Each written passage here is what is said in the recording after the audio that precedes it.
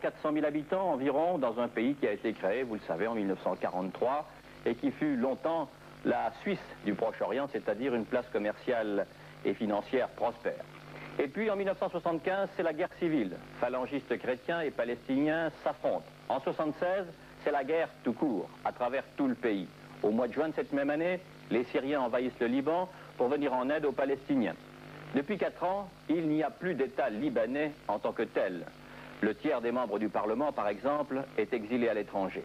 Les phalangistes chrétiens, acculés à la défense, coûte que coûte, ont créé un État dans l'État. Et ils ont été imités par les Palestiniens, tandis que les Syriens d'un côté, les Israéliens au sud, se comportaient au Liban un peu comme si c'était chez eux. Le document que vous allez regarder a été filmé il y a une semaine. Fidèle à la méthode que vous nous connaissez, c'est la guerre concrète, celle que les hommes font, que nous vous montrerons. Voici donc l'impasse libanaise.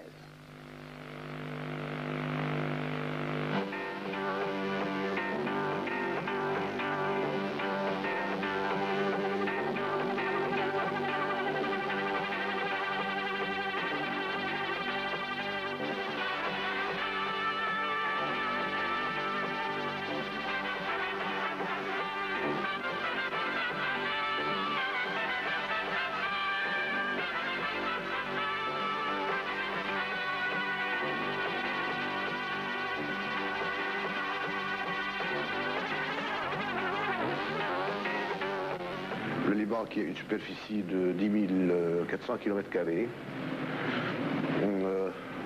héberge, je dis héberge pour ne pas employer une autre expression, quelques 600 000 réfugiés palestiniens.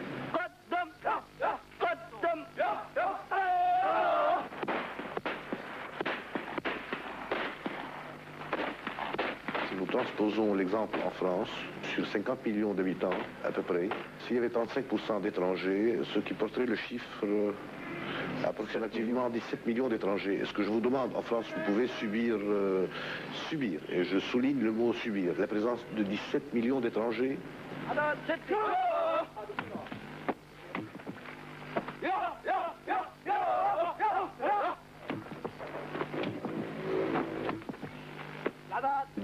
Millions d'étrangers, parmi lesquels il y a 30 ou 40% d'armées, de super armées, avec des chars, avec des SAM, avec des canons de 155.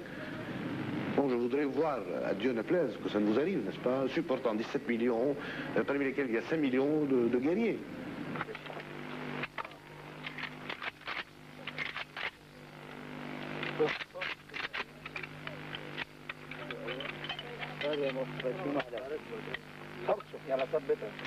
Je prends le problème de la France que pratiquement tout Libanais connaît.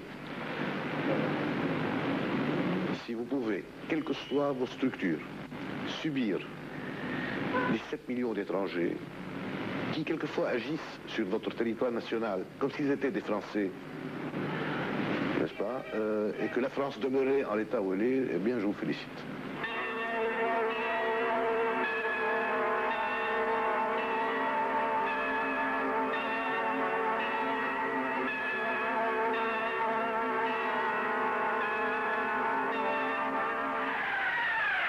Le sang, la mort, pas du cinéma, la réalité libanaise. Si vous refusez cette réalité, changez de chaîne, vite. Ici, l'on meurt pour des idées.